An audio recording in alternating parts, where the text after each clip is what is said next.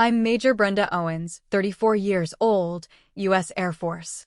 I earned my commission at 23 on a ROTC scholarship and spent a decade coordinating air-ground missions in combat zones. For years, I backed my father financially, showed up for every event, and absorbed his sarcasm in silence, because that's what family was supposed to mean. But when he mocked my service in front of a room full of guests at my stepsister's wedding, and the Navy SEAL he was praising stood up and told him I'd once saved his life, I made a different choice. Have you ever been dismissed or humiliated by someone you gave everything to? If so, you're not alone. Tell me your story in the comments. And if you've ever had to stand up for yourself after being undervalued, hit that like button and subscribe for more true stories about boundaries and self-respect. What happened next might surprise you. I sat near the back of the reception hall, dress blues crisp against the white folding chair, watching my father work the room like he always did.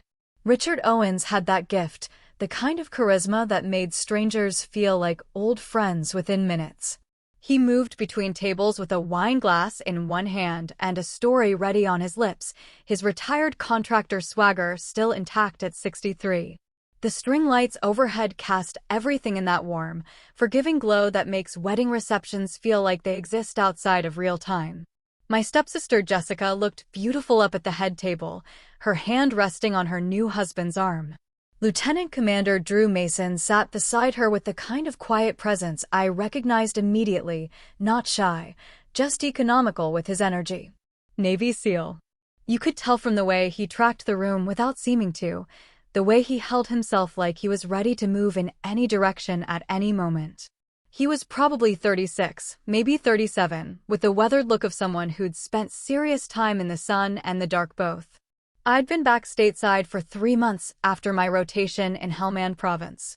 Captain Brenda Owens, 03, United States Air Force. I coordinated air-ground operations, which sounds cleaner than it actually was. Most people heard Air Force and pictured desk work, air conditioning, relative safety. They weren't entirely wrong about the first two. The third part was more complicated. My father caught my eye from across the room and raised his glass with that familiar grin. I raised mine back, a practiced smile that didn't quite reach my eyes. We'd perfected this dance over the years, him performing, me supporting from a distance. He'd never quite forgiven me for choosing the military over the corporate path he'd mapped out. ROTC scholarship at 20, commissioned at 23, and now at 33 I wore the captain's bars he still introduced with a hint of amusement, like my career was a phase I'd eventually outgrow. Ladies and gentlemen, the MC's voice cut through the ambient chatter. The father of the bride would like to say a few words. My father took the microphone with the ease of someone who'd given 1,000 toasts. The room settled into attentive silence. He started with Jessica, painting a picture of her childhood with the kind of selective memory that made everyone laugh in the right places. Then he moved to Drew, welcoming him to the family with genuine warmth. They'd bonded quickly, my father and his new son-in-law. Two men who understood each other's language of accomplishment and action. Now I have to acknowledge my other daughter, he said, turning toward my table. The spotlight found me before I was ready. Captain Brenda Owens, serving bravely in the United States Air Force. The room offered polite applause. I nodded, trying to disappear back into my chair. Brenda's stationed at some of the finest facilities the military has to offer, he continued, his tone walking that edge between affection and mockery. I keep telling her, the Air Force really knows how to take care of their people. 5-star hotels, from what I understand. Scattered laughter. I kept my expression neutral, fingers wrapped around the stem of my water glass. This was familiar territory. My father's humor had always carried teeth, and over the years I'd learned to let the jokes land without flinching. The alternative, correcting him, defending myself, only ever made things worse. But then his voice shifted, just slightly. The playful edge sharpened into something else. You know, we're living in a time where everyone wants to be a victim, he said, still smiling but with his eyes hardening at the corners. PTSD this, PTSD that. Brenda here, she's just another vet looking for pity from what I can tell. The laughter died. Not all at once, it faded in confused patches, people uncertain if they'd heard correctly or if this was still part of the act. I felt my spine straighten involuntarily, muscle memory from years of standing at attention. My face remained perfectly still. I'd learned that in uniform, had perfected it during mission briefs, when everything was going wrong and you couldn't let the ground team hear the fear in your voice. The microphone feedback whined softly in the silence. My father seemed to realize he'd crossed a line, but his pride wouldn't let him backtrack. He opened his mouth to continue. "Sir." The word cut through the room like a knife. Drew had stood up from the head table, his chair scraping against the floor with a sound that made people turn. His voice was steady, controlled, but something in it made the whole room focus on him immediately. Command presence. The real kind, not the performed version. "Sir," he repeated, his eyes locked on my father. "That's not accurate." My father blinked, the microphone still in his hand. "Drew, this woman saved my life in Helmand."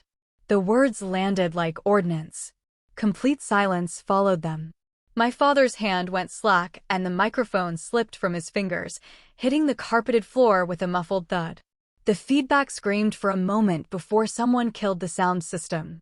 Drew's gaze shifted from my father to me. I watched recognition move across his face in real time, his eyes narrowing, memory clicking into place. When he spoke again, his voice was quieter, but somehow it carried further. "Falcon 3. My call sign. The one I'd used on approximately 200 missions, the one that followed me through every radio check and situation report. I hadn't heard it spoken aloud in months, and hearing it now, in this context, felt like being pulled underwater. I met Drew's eyes. He knew. Somehow, without ever having seen my face, he knew exactly who I was. 0230 hours, he said, still looking at me. June 14th. My team was pinned down half a click from the extraction point. We had 2 critical casualties and no air support within range. You were managing 3 separate medevac requests and a close air support package all at once. I remembered. God, I remembered. The chaos in my headset, 3 different ground commanders screaming for help, the aircraft all running on fumes, the weather turning. Drew's voice had been the calmest of all of them, even with his leg torn open and his second-in-command bleeding out 6 feet away. You prioritized the other casualties first, Drew continued. His voice held no accusation, only statement of fact. Sent the birds to the Army patrol because they were in worse shape. Told me to hold position for 16 minutes. 16 minutes with Taliban fighters closing our perimeter. The room was frozen. Jessica had her hand over her mouth. My father stood beside the head table looking like someone had physically struck him. When that pavehawk finally came over the ridge, Drew said, "Your voice was the last thing I heard before I passed out. Package inbound, 30 seconds, mark your position with IR.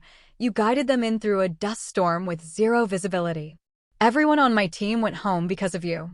He straightened slightly, and even in his wedding suit he looked like he was standing at attention. "So with respect, sir," he said, turning back to my father, "your daughter isn't looking for pity. She's the reason 6 Navy SEALs are alive." The drive home took 40 minutes, but I barely registered the road. My hands stayed steady on the wheel, muscle memory again, the same way they'd stayed steady on the radio controls while Drew's team fought for their lives 12 time zones away. The wedding reception had dissolved after Drew's revelation. People didn't know where to look. My father had attempted some kind of recovery, but the microphone stayed dead and his voice never quite found its footing again.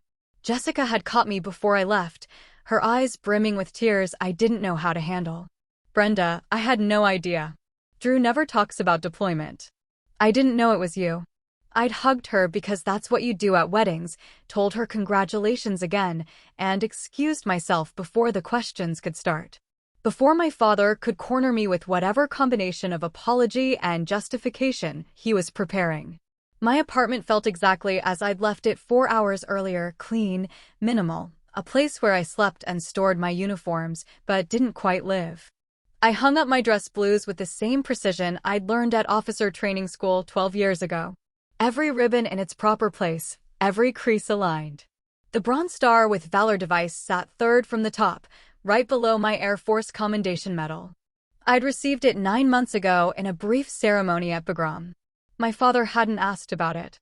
When I'd mentioned the award during a phone call, he'd said, "That's great, honey," in the same tone he used when I told him I'd gotten my oil changed. I sat on the edge of my bed, still in my slip, and let myself remember Hellman. Not the sanitized version I carried for small talk, but the real thing. The weight of the headset pressing against my skull for 16-hour shifts. The taste of dust that no amount of water could wash away. The controlled chaos of managing assets across a theater where every grid coordinate represented someone's son or daughter fighting for their life. I'd been 23 when I commissioned as a second lieutenant, fresh out of ROTC and certain I was going to change the world. My father had skipped the ceremony. Business trip to Houston, non-negotiable client meeting.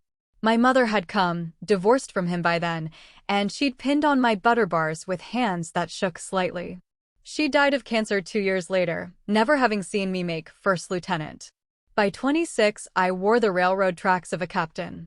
By 29, I was running air operations in one of the most dangerous provinces in Afghanistan. The promotion board had noted my exceptional performance under combat conditions and uncommonly mature judgment. What they meant was that I could keep my voice level while watching helmet camera footage of Americans dying and making the call about which ones we could save and which ones were already gone. The day I saved Drew's team, I'd been awake for 19 hours. We'd started the shift with 3 medevac helicopters.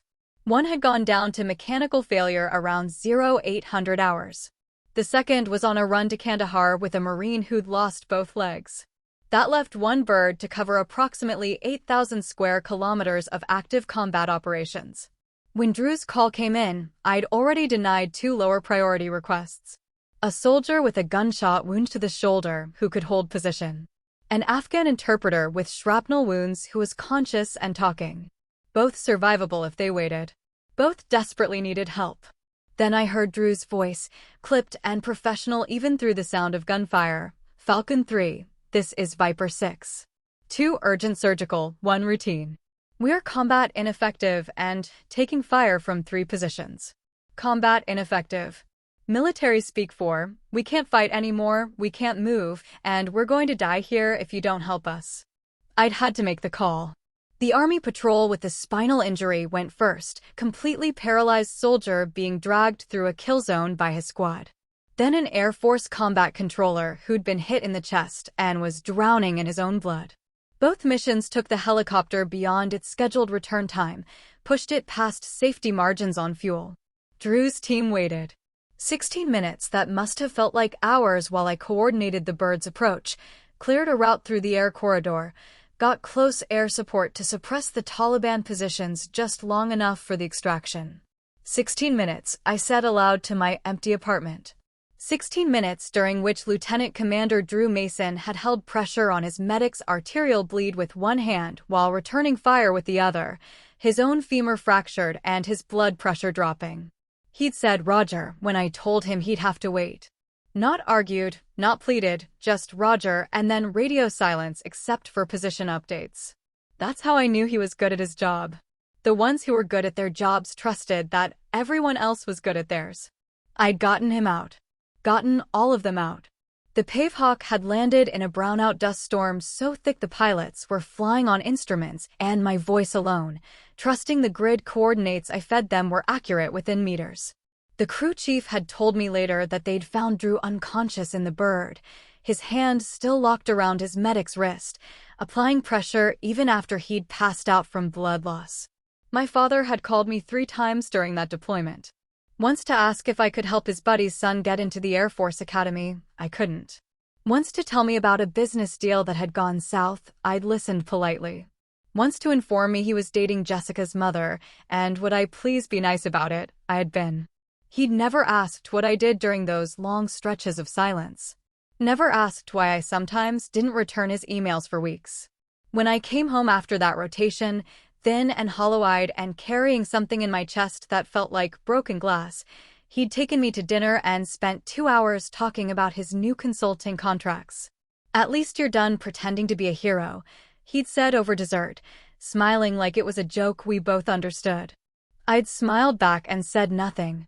Now I pulled my phone from my purse and scrolled through the messages. 7 from my father, starting apologetic and escalating to defensive. You know how I joke, Bren. I didn't mean anything by it. You're being too sensitive about this. Call me when you're ready to be reasonable. I deleted them all without responding. Then I opened my banking app and canceled the automatic monthly transfer I'd been sending him for 3 years. $1,500 every month to help cover the mortgage after his business had struggled. Money he'd never acknowledged, never thanked me for, just accepted as his due. The confirmation screen asked if I was sure. I selected yes. Outside my window, the city lights blurred into constellations of amber and white. Somewhere in this same city, Drew was probably processing the same evening from his own angle. Jessica was probably crying, confused about how her perfect wedding had fractured along fault lines she didn't know existed. And my father was probably still trying to figure out how to spin the narrative back in his favor. I turned off my phone and lay back on the bed, still in my slip, and let the silence settle over me like a blanket. Tomorrow I'd go back to work. Tomorrow I'd be Captain Owens again, the job that had never asked me to be anything other than competent and present. Tonight, I was just someone who'd finally stopped waiting for her father's approval.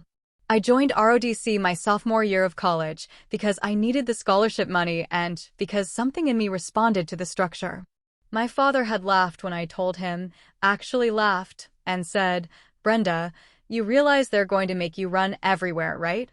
Like physical fitness was something ridiculous, something beneath the daughter of a man who'd built his own consulting firm from nothing. But I'd learned to run, learned to lead. At 23, I raised my right hand and swore to support and defend the Constitution, and my father sent a card that said, "Congratulations on your commission," with his signature and nothing else. No phone call, no visit, just his name in black ink at the bottom of a Hallmark card. Second Lieutenant Owens reported to Randolph Air Force Base for training and discovered she was good at this. Not just competent, good. The kind of good that made instructors take notice. By 25, I was a first lieutenant running training exercises that prepared pilots for combat scenarios they'd encounter downrange. By 27, I wore captain's bars and was managing actual combat operations from a forward operating base in Afghanistan. My father's reaction to each promotion was roughly the same. "That's great, honey. When do you think you'll be done with all this?" Like military service was a hobby. Like defending my country was something I'd eventually grow out of and replace with a real career, preferably something he could brag about at dinner parties. The first time I coordinated a medevac under fire, I was 28 years old and terrified I was going to get someone killed through my incompetence. An Army patrol had hit an IED. 3 casualties, 1 critical. The helicopter pilot was flying through ground fire and asking me questions I didn't know if I was answering correctly. My hands shook so badly I had to squeeze the radio controls to keep my voice steady. Everyone lived. The pilot told me afterward that my voice had been the calmest thing in his headset, and I'd gone back to my quarters and vomited from the adrenaline crush. By the time I saved Drew's team, I'd coordinated over 200 combat missions. The shaking had stopped. The calm voice wasn't an act anymore, it was just who I became when lives were on the line. You adapted or you failed, and failure meant body bags, so you adapted.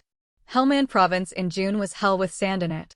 Temperatures hit 115 degrees by mid-morning and stayed there. The Taliban controlled enough territory that every movement outside the wire was contested. Our operating base sat in a valley surrounded by high ground, which was exactly as tactically stupid as it sounds, but we worked with what we had. I ran the night shift because that's when most of the fighting happened. 2,000 hours to 0800 hours, managing everything that flew in our sector. Medevac requests, close air support, supply runs, ISR platforms tracking high-value targets. The radios never stopped. The moment one crisis resolved, another one emerged. June 14th started like any other night. 3 ongoing operations, moderate contact, nothing we couldn't handle. Then around 0200 hours, everything went wrong simultaneously. First call, Army patrol hit by complex ambush. 1 soldier with suspected spinal injury being dragged through a kill zone. Urgent surgical, which meant he had maybe an hour before he died or ended up paralyzed forever. Second call, Air Force combat controller hit in the chest. Sucking chest wound, drowning in his own blood. Maybe 30 minutes if they were lucky. Third call, Navy SEAL team, 2 critical casualties, pinned down and combat ineffective. I had 1 helicopter. The math was brutal and simple. Everybody needed help immediately. Only 1 could get it first. The other 2 would wait or die waiting. My commander, Colonel Elizabeth Monroe, was standing behind me. She didn't say anything, just put her hand on my shoulder briefly, the kind of touch that meant I had the authority to make the call, and she'd back whatever I decided. I sent the bird to the spinal injury first. Paralysis was permanent if we didn't move fast. Then to the combat controller, because chest wounds killed quickly. I told Drew's team, Viper 6, I didn't know his name then, that they were third in line. His response was immediate. Roger, Falcon 3. We'll hold. No argument. No bargaining. Just acknowledgement and trust. While the helicopter made those first 2 runs, I coordinated close air support to suppress the Taliban positions around Drew's team. F-16s out of Bagram put ordnance close enough that I could hear the explosions through Drew's radio. Not danger close, but close enough to buy time. Then I worked the helicopter crew, pushed them on fuel margins, got them to agree to 1 more mission before they'd have to return to base. Viper 6, Falcon 3. Package inbound, ETA 16 minutes. Roger, Falcon 3. Drew's voice was tight now, pain breaking through the professional calm. We'll be here. 16 minutes. The longest 16 minutes of my career, and probably the longest of his life. The helicopter pilot, a warrant officer named Chin, didn't want to make the approach. The weather had shifted. Dust storm rolling in, visibility dropping to nothing. Flying in those conditions was how helicopters ended up in mountains or shot down because they couldn't see the ground fire until it hit them. Chin, I need you to trust me, I said. I will guide you in. I've got eyes on satellite ISR. I can see what you can't. Falcon 3, if we go down, you're not going down. I've got you. I didn't know if I had him. The satellite feed was grainy, the dust storm was degrading it by the minute, and I was asking a pilot to fly blind into a combat zone based on my grid coordinates and my voice. He went anyway. I watched the feed, watched the helicopter appear as a digital ghost moving across my screen. Called out obstacles, ridgeline at 2 o'clock, Wadi at 10 o'clock, friendly positions marked with IR strobes. Drew's team had laid out the landing zone with chemical lights that showed up on the ISR as bright spots in the darkness. Viper 6, Falcon 3. 30 seconds. Mark your position with IR. Drew's response was barely audible over the rotor wash. Position marked. The helicopter descended into the dust cloud and disappeared from my visual. Chin was flying on instruments and my voice now. 15 seconds. 10 seconds. 5. Bird away, Chin reported, which meant they'd loaded the casualties and were lifting off. I didn't realize I'd been holding my breath until my lungs started burning. Falcon 3, Viper 6, Drew said. His voice was fading. Good work. Then nothing. They'd gotten him sedated, probably, or he'd passed out. The helicopter climbed out of the dust and turned toward the nearest trauma center. I watched the digital icon move across my screen until it left my sector. Then I logged the mission and moved to the next crisis. That was 22 months ago. I'd been home for 3 months, out-processed from that deployment, and I'd never met any of the people I saved. Never saw their faces. They were call signs and grid coordinates and voices in my headset, and that was how it was supposed to work. Until my father mocked me at a wedding reception, and the groom turned out to be one of those voices. Drew had recognized me not by my face, but by my presence. Whatever he'd heard in my voice that night in Helmand, he'd heard it again in that reception hall.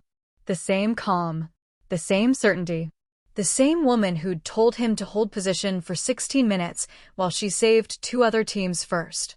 I lay in my apartment remembering all of it, the heat, the dust, the fear, the weight of knowing that my decisions would save some lives and cost others. Remembering my father's words, "At least you're done pretending to be a hero." I'd never pretended anything. I'd just done my job. The job he'd never bothered to understand. 3 days passed before my father called again. I was at work when my phone buzzed, so I declined the call and went back to reviewing training assessments for the next class of junior officers. My new assignment was instructor duty at Maxwell Air Force Base, teaching leadership principles to lieutenants who still thought war was going to be like the movies. Most of them were 23, 24 years old. Same age I'd been when I commissioned. I looked at them and saw myself, eager, terrified, convinced that confidence was the same thing as competence. My job was to teach them the difference before they got someone killed. Lieutenant Sarah Nguyen stopped by my office around 1500 hours. She was 25, Vietnamese American, whip-smart, and desperately insecure about it. Reminded me of myself in ways that were sometimes painful to watch. "Captain Owens? Do you have a minute?" I waved her in. She sat across from my desk, holding a training manual like it was a shield. "I'm struggling with the air-ground coordination module," she said. "I keep freezing during the simulations. Everyone's talking at once, and I can't prioritize." I'd written half the curriculum for that module based on my time in Helmand. The simulations were deliberately chaotic, multiple casualties, limited assets, impossible decisions. The point wasn't to teach them the right answer. The point was to teach them that there often wasn't one. "Walk me through your last simulation," I said. She did. 3 casualty scenarios, 1 helicopter, and she'd spent so long trying to figure out the optimal solution that she'd let time run out. Everyone died while she was thinking. "What's your actual question, Lieutenant?" She hesitated. "How do you know you're making the right choice?" "You don't." That surprised her. She'd been expecting some wisdom, some formula. You gather the information you have, you make the best decision you can with what you know, and you live with the consequences. Sometimes people die anyway. Sometimes you save someone and later you find out they went home and murdered their wife. There's no optimal solution. There's just what you decide in the moment and then everything that happens after. "That's terrifying," she said. "Yes." She left looking thoughtful instead of defeated, which was progress. I watched her go and thought about all the lieutenants I'd trained, all the voices I'd guided through chaos. How many of them were out there right now, wearing captain's bars or major's oak leaves, making impossible decisions because I'd taught them how? My father called again that evening. I was running at the time, trying to burn off the restlessness that had been following me since the wedding. 6 miles at a 7:30 pace, the rhythm of my feet hitting pavement the closest thing I had to meditation. I stopped at a park bench to check my phone. Missed call from Richard Owens. No voicemail. Just the call itself, which was its own kind of message. He wanted me to call back. Wanted to be pursued. I put my phone away and finished my run. On Friday, Jessica texted, "Can we talk?" "Please." We met for coffee on Saturday morning. She looked tired, her wedding glow already faded into the stress of whatever was happening at home. Drew had deployed again, she told me. Short notice, somewhere she couldn't ask about. She was alone in their new apartment, trying to figure out how to be a military spouse. "I'm sorry about Dad," she said finally. What he said at the reception. I didn't know any of it. He didn't know either, I said. That's the problem. Drew wanted me to give you his email. He said if you ever want to talk about Helmand or anything, he owes you that. She slid a piece of paper across the table. I took it but didn't look at it. "How is Dad handling everything?" I asked. Jessica's expression shifted into something complicated. "He's upset. Embarrassed, I think. He keeps saying everyone's overreacting, that it was just a joke." That sounded right. My father never apologized cleanly. He apologized in layers, first defensive, then minimizing, then eventually offering something that sounded like remorse, but always had an excuse attached to it. "Have you talked to him?" Jessica asked. "No. Are you going to?" I stirred my coffee, watching the cream spiral into patterns. "I don't know yet." The truth was more complicated. I'd spent 3 decades trying to earn my father's respect. Trying to make him see me as something other than a daughter who disappointed him by choosing service over profit. Every promotion, every award, every mission had been offered up like proof. See what I can do? Am I enough now? And he'd never seen it. Never asked. Never cared to understand that the woman in the Air Force uniform was doing something that mattered, something that saved lives, something worth respecting. It had taken Drew's public declaration to make him realize there might be more to my career than hotel rooms and desk work. But that realization hadn't come from any internal recognition of my worth. It had come from embarrassment. From being called out in front of a room full of guests. From having a Navy SEAL tell him he was wrong. He was sorry he'd been embarrassed. I wasn't sure he was sorry he'd been wrong. He asked me to talk to you, Jessica said quietly. He wants to make things right. Then he can call me himself. Not send you as an intermediary. She nodded, looking miserable. This wasn't her fault. She was 29 years old and caught between her new husband and her father, trying to smooth over tensions she hadn't created. I'm not angry with you, I told her. This has nothing to do with you and Drew. Okay.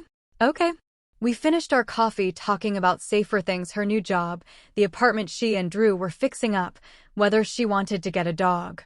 Normal sister conversation, the kind we'd never quite managed when we were younger.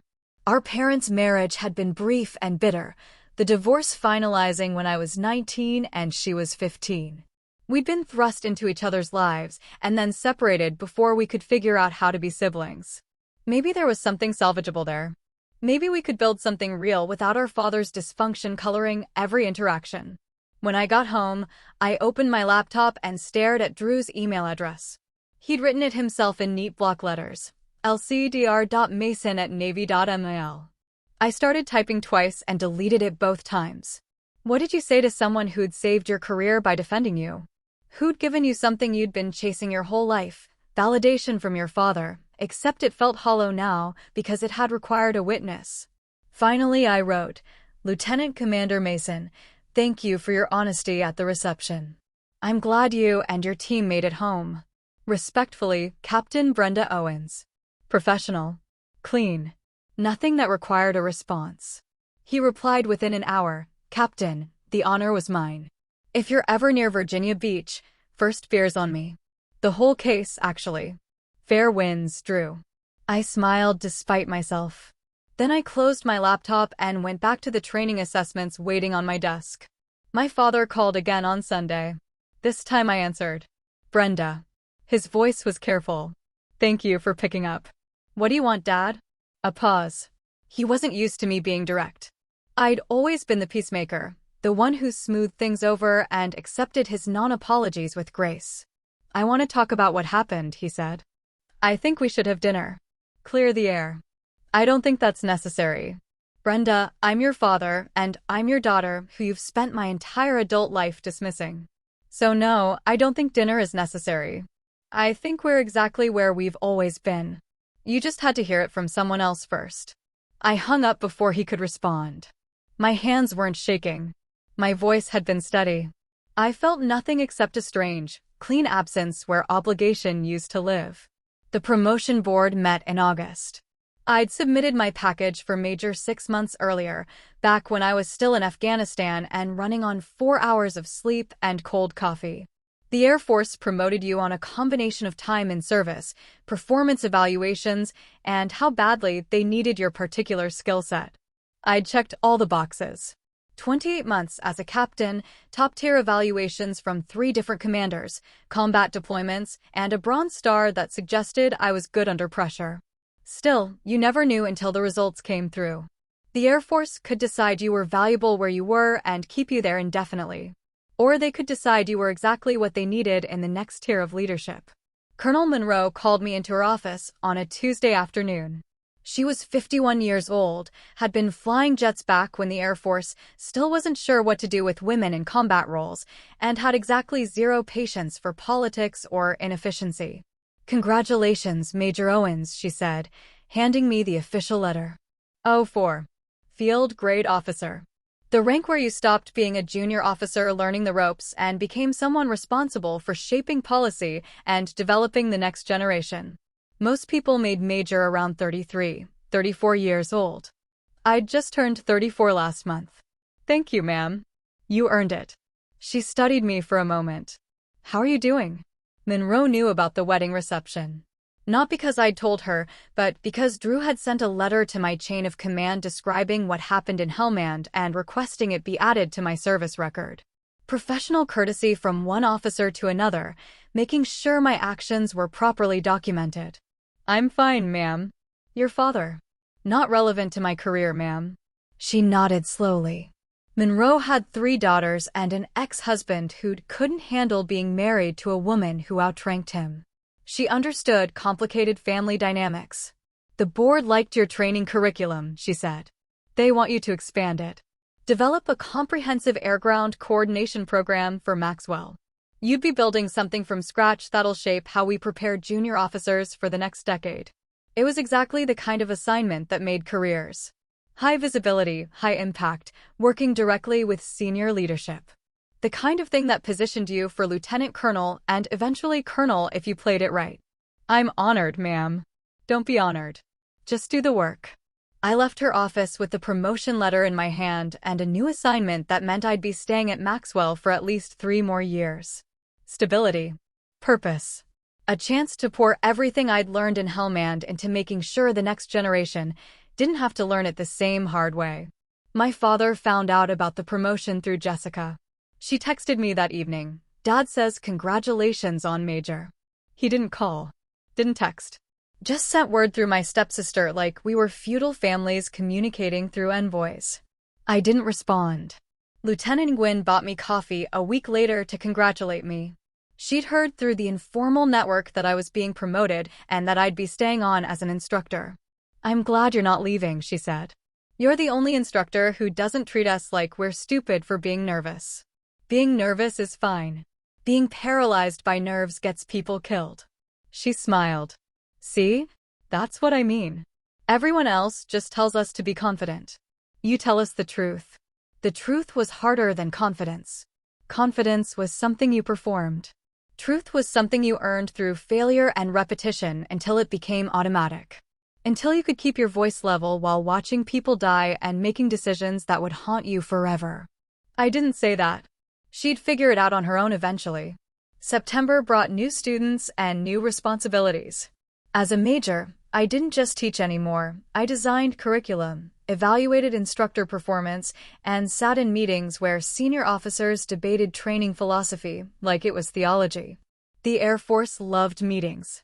Loved acronyms and metrics and PowerPoint presentations that turned simple concepts into 40-slide decision matrices. I was good at it despite hating it. Could synthesize complex operational requirements into training objectives that actually prepared people for combat instead of just checking boxes. Colonel Monroe called me her bullshit translator, which I took as a compliment. My father called twice in September. I didn't answer either time. He left voicemails that progressed from conciliatory to frustrated. The first one, Brenda, I know you're upset, but we should talk. I'm your father. Call me. The second one, I don't understand why you're being so stubborn about this. I apologized to Jessica. What more do you want? What I wanted was for him to understand why his apology to Jessica wasn't an apology to me. But explaining that would require him to acknowledge that he'd spent decades diminishing my service, and I was tired of teaching people things they should already know. Drew came home from deployment in October. Jessica threw a small welcome-back party, and she invited me. I almost declined, but something made me go. Maybe curiosity. Maybe the fact that Drew had defended me when my own father wouldn't. The party was casual, maybe 15 people in their small apartment, mostly other military couples and a few of Jessica's work friends. I arrived late, still in my uniform because I'd come straight from base. The new rank insignia felt strange on my shoulders, heavier somehow even though the physical weight was identical. Drew saw me first. He was across the room talking to another SEAL, but his eyes tracked to the door the moment I walked in. Military instinct, always know who's entering your space. He excused himself and came over. Major Owens. He offered his hand. Congratulations on the promotion. Thank you, Commander. Welcome home. We shook hands like professional colleagues, which is what we were. But there was something else underneath it, shared experience that couldn't quite fit into formal military courtesy. He'd heard me at my best, guiding him through chaos when he was bleeding out. I'd heard him at his worst, trying to stay conscious long enough to keep his team alive. Can I get you a drink? He asked. Just water. I'm driving. He brought me a bottle of water, and we stood near the kitchen, slightly apart from the main party. Jessica was watching us from across the room with an expression I couldn't quite read. Relief, maybe? Or hope that whatever fracture had opened at the wedding might somehow heal. "I wanted to thank you," Drew said quietly, "for not making a big deal about the wedding. You could have. You had every right to. It wasn't about me. It became about you the moment your father decided to use his speech as a roast." Drew's jaw tightened slightly. "I'm sorry that happened." "I'm not sorry I said what I said." "Don't be. It was the truth." "Yeah." He took a drink of his beer. "Your father reached out to me, actually. Asked me to talk to you on his behalf." I wasn't surprised. My father had always been good at finding intermediaries. "What did you tell him?" "That I don't work for him, and he should handle his own family relationships." Drew smiled without humor. "He didn't love that." "I imagine not." We stood in comfortable silence for a moment. Party noise filled the space around us, laughter, music, the overlapping conversations of people who felt safe enough to relax. Military families celebrating the fact that everyone had made it home this time. Tomorrow someone else would deploy, someone else would wait by the phone, someone else would wonder if this would be the mission that didn't end well. But tonight everyone was home. "For what it's worth," Drew said, "I think what you're doing now matters as much as what you did in Helmand. Maybe more. Training the next generation to not make the mistakes we made, that's how we actually get better at this." It was the most thoughtful thing anyone had said to me about my new assignment. Most people treated instructor duty as a break from real work. A chance to coast before your next deployment. Drew understood it was something else. "Thank you," I said. And meant it. Jessica appeared beside us, sliding her arm around Drew's waist. "You two look way too serious for a party. Come eat something. We have entirely too much food." The rest of the evening passed easily. I talked to other guests, heard deployment stories I couldn't share with civilians, laughed at jokes that only made sense if you'd been there. This was the military community I'd chosen, people who understood what service cost, who didn't need explanations or justifications. I left around 2200 hours. Drew and Jessica walked me to the door. "I'm glad you came," Jessica said, hugging me. "Maybe we could do coffee again soon? Just us." "I'd like that." Drew shook my hand again. "If you're ever at Dam Neck or Oceana, look me up. That beer offer still stands." "I'll keep that in mind." I drove home through empty streets, windows down, letting the October air clear my head. My phone buzzed at a red light. Text from my father. "Jessica told me you were at the party tonight.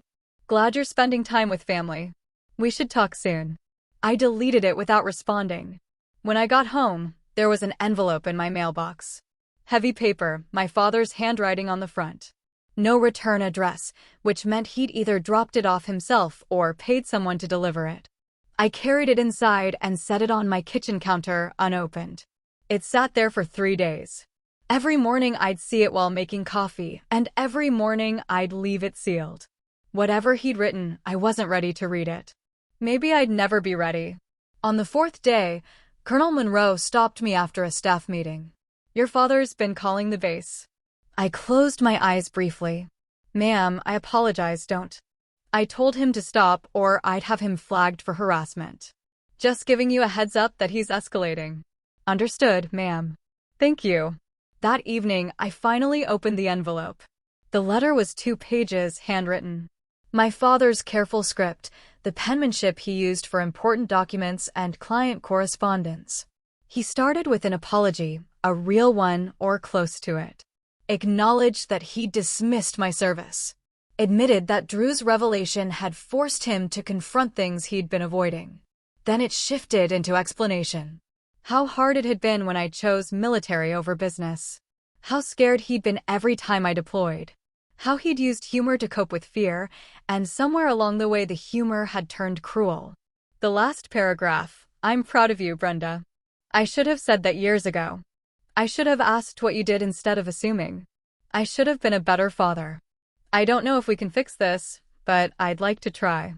I read it twice, then folded it carefully and put it back in the envelope. Pride. Finally. But it had required a Navy SEAL to tell him I was worth being proud of. It had required public embarrassment and weeks of silence. It had required Jessica playing intermediary and Drew refusing to be his messenger and Colonel Monroe threatening him. It had required everything except what should have been enough from the beginning: me, his daughter, doing work that mattered. I didn't throw the letter away. I put it in my desk drawer, under some old tax documents and forgotten birthday cards. Maybe someday I'd respond. Maybe someday the pride he'd finally found would be worth acknowledging. But not today. Today I had lesson plans to review and junior officers to train and a program to build that would save lives I'd never meet. I had work that mattered, work that didn't require anyone's validation to be meaningful. I had chosen this life. And I was good at it. That was enough. November arrived with unseasonably cold weather and the annual Veterans Day ceremony. Maxwell hosted a large event every year, formal, well-attended, the kind of thing where generals gave speeches and the local media showed up to film B-roll for the evening news. I usually avoided these ceremonies. Preferred to spend Veterans Day quietly, maybe calling some of the people I'd served with, checking in on the ones I knew struggled with this particular holiday. But this year I'd been asked to speak. Not as a keynote, that honor went to a retired 4-star general who'd commanded forces in Desert Storm. I was on the program as a voice of the current generation, which meant I had 10 minutes to say something meaningful about service, without being political or controversial or too real. I'd written the speech 3 times. The first version was too angry. The second was too detached. The third struck something close to honest without being bitter. The morning of the ceremony, I put on my dress blues with the same precision I always did. Every ribbon aligned, every crease perfect, shoes polished to a mirror shine. The Bronze Star sat in its proper place. Below it, the Air Force Commendation Medal, the Afghanistan Campaign Medal, the others I'd accumulated over 12 years of service. I looked at myself in the mirror and saw Captain Brenda Owens, now Major Brenda Owens, United States Air Force. 34 years old. Seasoned by combat and responsibility and impossible choices. Carrying herself like she knew exactly who she was. My father used to say I looked uncomfortable in uniform. Like I was playing dress up. Standing there now, I realized he'd been wrong. I looked like myself. Everything else was the costume. The ceremony was held in a hangar converted for the occasion. Rows of folding chairs, a stage with proper lighting, more flags than strictly necessary arranged in formation behind the podium. I arrived early and found my seat in the second row, next to Colonel Monroe and some other field-grade officers. The hangar filled slowly. Active duty personnel in uniform, veterans in everything from full dress to old unit t-shirts, families and civilians who'd come to pay respects. I scanned the crowd out of habit, looking for threats that wouldn't exist here, and then I saw him. My father. Standing near the back, wearing a suit, looking distinctly uncomfortable among all the uniforms. He saw me see him. Raised his hand slightly in acknowledgement. I nodded once and looked away. He came, Colonel Monroe said quietly beside me. Apparently. You okay? Yes, ma'am. The ceremony started at exactly 10:00 hours. National anthem, invocation, opening remarks from the base commander. Then the keynote speaker, who gave a predictably stirring speech about sacrifice and duty. It was good. Well delivered. The kind of speech that made people remember why they'd served or why they were grateful to those who had. Then my name was called. I walked to the podium with measured steps, my heels clicking against the concrete floor. Stood behind the microphone and looked out at the sea of faces. Found Drew and Jessica sitting together about halfway back. Found Lieutenant Gwynn with some other junior officers. Found Colonel Monroe watching me with that expression that meant, don't screw this up. Found my father, still standing near the back, looking like he'd rather be anywhere else. Good morning, I started.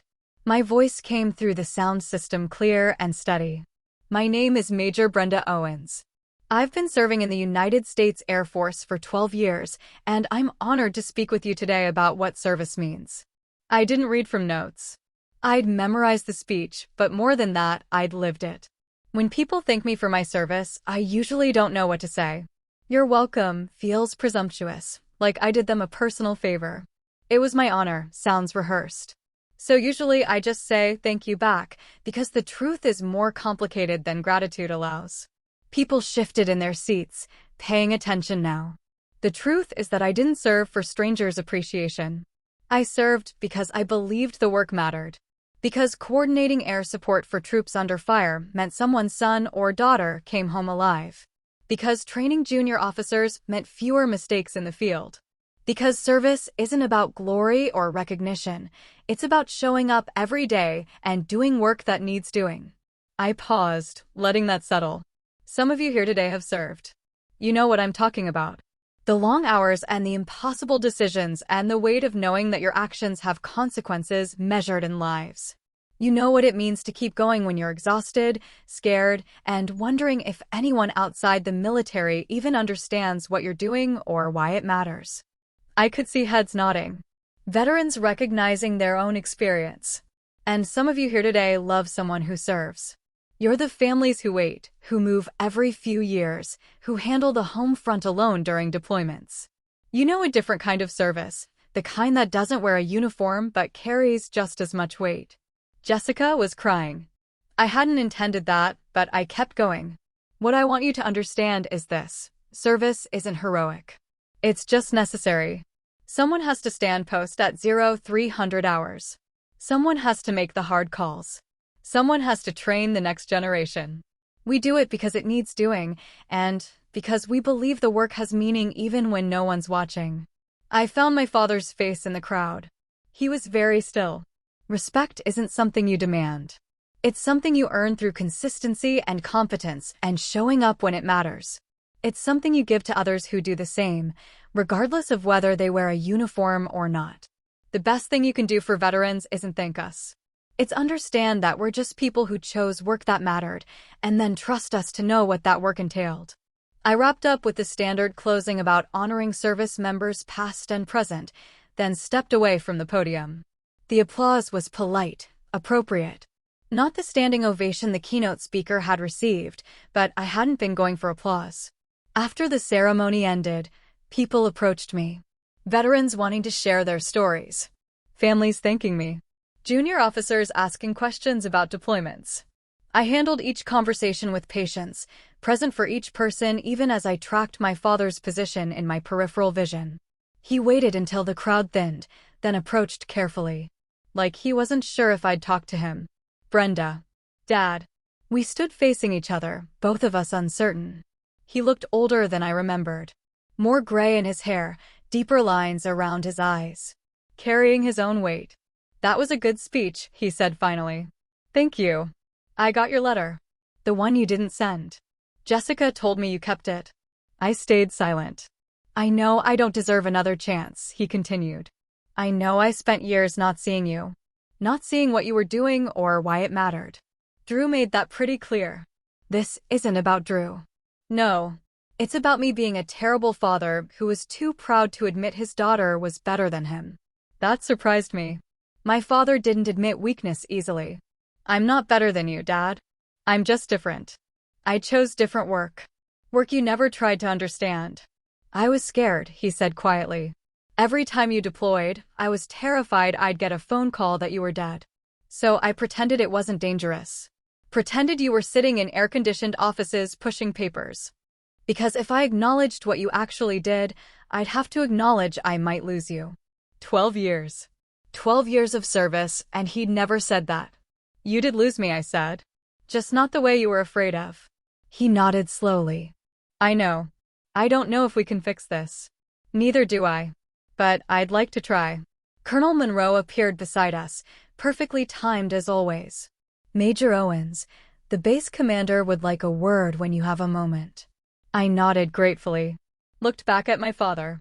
I have to go. Can I call you? Actually call you and have you answer. I considered it. Weighed 12 years of dismissal against one letter and one appearance at a ceremony. Weighed anger against the possibility that people could change, even slowly. Yes, I said finally. You can call. Thank you. I walked away with Colonel Monroe, leaving my father standing in the emptying hangar. That looked difficult, she said. It was. You handled it well. I don't know yet, ma'am. Ask me in 6 months. She smiled slightly. Fair enough. The call came 3 days later. Wednesday evening, Right around 1800 hours when I was making dinner, chicken and vegetables, the kind of simple meal that required minimal attention, but felt like self-care anyway. My phone buzzed with my father's name on the screen. I almost didn't answer. Old habits, old protection. But I'd told him he could call, so I dried my hands and picked up. "Hey, Dad." "Brenda. Thanks for answering." He sounded nervous, which was unusual. My father was many things, but nervous wasn't typically one of them. "Is this a bad time?" "I'm making dinner. I can talk." "How's the new rank treating you?" Small talk. We'd never been good at it, but at least he was trying. "It's fine. More meetings, more administrative work. Still teaching." "Jessica mentioned you're building a new training program." So he'd been asking about me. Through Jessica, naturally. Baby steps. "Yeah. Comprehensive air-ground coordination curriculum. It'll prepare junior officers for joint operations." "That sounds important." "It is." Silence stretched between us, not quite comfortable but not hostile either. The sound of him trying to figure out what to say, me trying to figure out if I wanted to help him or make him work for it. "I've been thinking about what you said," he started carefully. "About me not wanting to know." "You were right. I didn't want to know. Still don't, in some ways. But I'm trying to understand that my comfort doesn't matter as much as respecting what you do." It wasn't poetry, but it was honest. More honest than he'd been in years. "I appreciate that. Can I ask you something? And if you don't want to answer, that's fine. Go ahead." "That night in Helmand, when you saved Drew's team, were you scared?" The question surprised me. He never asked about my emotional state during missions. Never acknowledged that there might be fear underneath the confidence. I thought about lying. Thought about giving him the sanitized version where I was calm and professional and completely in control. But he was trying, so I gave him the truth instead. Terrified, I said. I had 3 teams calling for help, 1 helicopter, and no good options. Every choice meant someone would die or be permanently damaged. And I had to make that choice anyway, then live with it. How do you do that? Live with it. You focus on the ones you saved instead of the ones you couldn't. You trust that you made the best decision with the information you had. And you keep going because stopping means someone else has to make those choices, and they might not be ready. He was quiet for a long moment. I don't think I could do that. Most people couldn't. That's why it's a specific job that requires specific training. I'm proud of you. There it was. The thing I'd wanted to hear for 12 years, offered now in a quiet phone call while I stood in my kitchen stirring vegetables. It should have felt bigger. Should have filled some empty space I'd been carrying. Instead, it just felt sad. Sad that it had taken so long. Sad that it had required Drew's intervention. Sad that pride had to be learned instead of given freely. "Thank you," I said, because that's what you say when your father tells you he's proud. I mean it. I know it's late. I know I should have said it years ago. But I mean it now. I know you do. We talked for another 20 minutes. Surface-level stuff mostly. His work, my work, Jessica and Drew's plans to buy a house. Testing the waters of what normal conversation might look like between us. It wasn't comfortable, but it wasn't painful either. Just 2 people trying to figure out how to be family when family had been fractured for so long. When we hung up, I finished making dinner and ate alone at my small kitchen table. The conversation played through my head, looking for trapdoors and hidden meanings. Old survival instincts from a childhood spent learning to read my father's moods. But maybe there were no trapdoors this time. Maybe he was just a man who'd realized too late that he'd failed his daughter, and he was trying to make it right in the only way he knew how. I could accept that. Could let him try. Didn't mean I'd forget the years of dismissal or the casual cruelty of that wedding reception. Didn't mean trust would rebuild overnight. But it meant I'd answer the phone. Meant I'd let him be part of my life in whatever limited capacity felt safe. That was enough for now. Lieutenant Gwyn caught me after class the next day. She'd been doing better in the simulations, still struggled with prioritization under pressure, but she was learning to make decisions instead of freezing. "Major Owens? I saw your speech at the Veterans Day ceremony. On the base website." "Oh, good. It helped. The part about service being necessary instead of heroic. I've been so worried about being brave enough, and you reframed the whole thing." I smiled despite myself. Being brave is overrated. Being competent is what matters. That's what I mean. You make it feel achievable instead of impossible. She left, and I stood there thinking about what she'd said. About reframing. About making the impossible feel achievable. About how teaching might be the most important work I'd ever done, even if it would never earn medals or recognition. Drew sent me an email that afternoon. Heard you killed it at the ceremony. Jessica said your father showed up. Hope that went okay. Standing offer for beer still stands. Drew, I wrote back, thanks. It went as well as it could have. Appreciate the support. Brenda, professional. Cordial. The kind of relationship you built with people who'd seen you at your worst and still respected you. My father called again on Sunday. Then again the following Wednesday. A pattern establishing itself. We didn't talk about anything earth-shattering, just life, work, small updates. He asked questions about my job and actually listened to the answers. Shared things about his own work without making it a competition. Slowly, carefully, we built something that resembled a functional father-daughter relationship. It would never be what it could have been if he'd respected my service from the beginning. Too much time had passed, too much damage had been done. But it was something. And maybe something was enough. I stood in the conference room at Maxwell, watching Lieutenant Nguyen brief a room full of senior officers on her capstone project. She'd come so far from the nervous second lieutenant who couldn't prioritize under pressure. Now she was calm, articulate, fielding questions from colonels with the kind of confidence that came from actual competence rather than bravado. When she finished, I caught her eye and nodded once. She smiled, relief and pride mixing on her face. A year had passed since the wedding reception. A year since my father's public humiliation and Drew's revelation. A year of slow, careful rebuilding and learning to live with relationships that were good enough instead of perfect. My father and I talked most weeks now. Not long conversations, usually 20 minutes, sometimes less. He'd ask about my training program, and I'd tell him. He'd share updates about his consulting work, and I'd listen. We were learning each other again, or maybe learning each other for the first time. He'd never apologize perfectly. I'd never forget completely. But we'd found a rhythm that worked. He'd asked to visit last month. Wanted to see where I worked, meet Colonel Monroe, understand what my life actually looked like. I'd said yes, and he'd flown down for a weekend. I'd shown him around the base, introduced him to my fellow instructors, let him sit in on one of my classes. Watching him watch me teach had been strange, seeing him see me as the professional I'd always been, but he'd never acknowledged. You're good at this, he'd said afterward, sounding surprised. I know, I'd replied. Not defensive, just factual. Drew and Jessica had their first baby in March. A daughter they named Emma.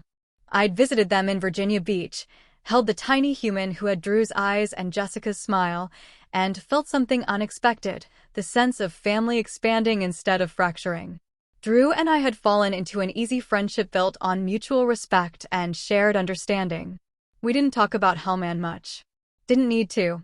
The knowledge of what had happened that night existed between us like bedrock, solid and unspoken. You're good with her, Jessica had said, watching me hold Emma. You should think about having kids. Maybe someday, I'd replied, non-committal. The truth was I couldn't imagine it yet. My life was full, demanding job, fulfilling work, a version of peace I'd fought hard to find. Adding children felt like something for a different version of myself, one I might grow into eventually, but wasn't ready for now. My training program had launched officially in June. Comprehensive air-ground coordination curriculum, designed to prepare junior officers for the reality of combat operations. The feedback had been overwhelmingly positive. Other bases were asking for the materials. The Air Force had started talking about making it standard across all officer training programs. Colonel Monroe had pulled me aside last week. You're being looked at for Lieutenant Colonel. Probably 2 years out, but you're on the list. Oh, 5. The rank where you moved from tactical leadership to strategic planning. Where your decisions shaped policy instead of just executing it. I was 35. Most people made Lieutenant Colonel around 39-40. Being on the early promotion track meant someone thought I had potential beyond my current role. Thank you for the heads up, ma'am. Don't thank me. Just keep doing what you're doing. Now I gathered my materials from the conference room, nodding to Gwyn as she collected her own things. Good work today, Lieutenant. Thank you, ma'am. I couldn't have done it without your program. You did it with the skills you developed. I just provided the framework. She left, and I stood alone in the empty conference room, looking out the window at the flight line. Jets taking off in the distance, the sound muted by thick glass. Somewhere out there, people were deploying, running missions, making impossible decisions under pressure, living the life I'd lived, carrying weight I understood. And here I was, training the next generation to do it better, to make fewer mistakes, to come home with fewer scars. My phone buzzed. Text from my father. Dinner this weekend? I'm in Montgomery for work. A year ago, I wouldn't have answered. 6 months ago, I would have hesitated. Now I typed back, sure. Saturday at 1800 hours. Perfect. I'll make reservations. I pocketed my phone and headed back to my office. There was paperwork to finish, lesson plans to review, emails to answer. The unglamorous work that kept the military running. The work that mattered even when no one was watching. Lieutenant Commander Drew Mason had said something at Veterans Day that stuck with me. Training the next generation to not make the mistakes we made, that's how we actually get better at this. He'd been right. This was how progress happened.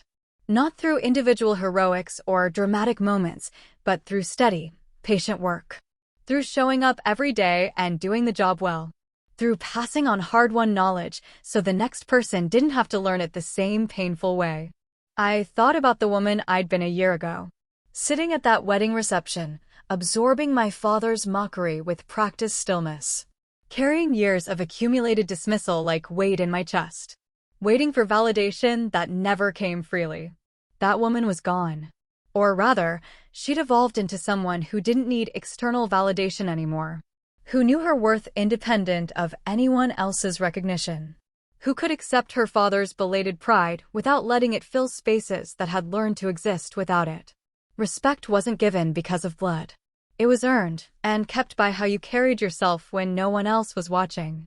I'd earned it. From Drew and his team. From Colonel Monroe and Lieutenant Nguyen and countless others I'd trained and guided. From myself, which was the only validation that had ever really mattered. My father's pride was a bonus. Welcome, but not necessary. Not anymore. I sat down at my desk, opened my laptop, and got back to work. There were junior officers to train, missions to prepare them for, lives to save through better preparation. The work was endless and essential and exactly where I needed to be. Outside my window, another jet lifted off the runway, banking gracefully into the Alabama sky. Rising toward whatever mission waited, whatever challenges lay ahead. I watched it climb until it disappeared into the clouds, then turned back to my computer and kept working. Thanks for watching. If this resonated, tap like, subscribe, and share it with someone who needs a boundary win today. Questions for you. Has a family member ever minimized your work or service in public? What did you do? Who surprised you by stepping up when you most needed it? What boundary have you set that changed a relationship, for better or worse? If you're a veteran or first responder, how do you want loved ones to talk about your service? If you were in that reception hall, what would you have said to my father? Drop your story in the comments. Someone here needs to hear it.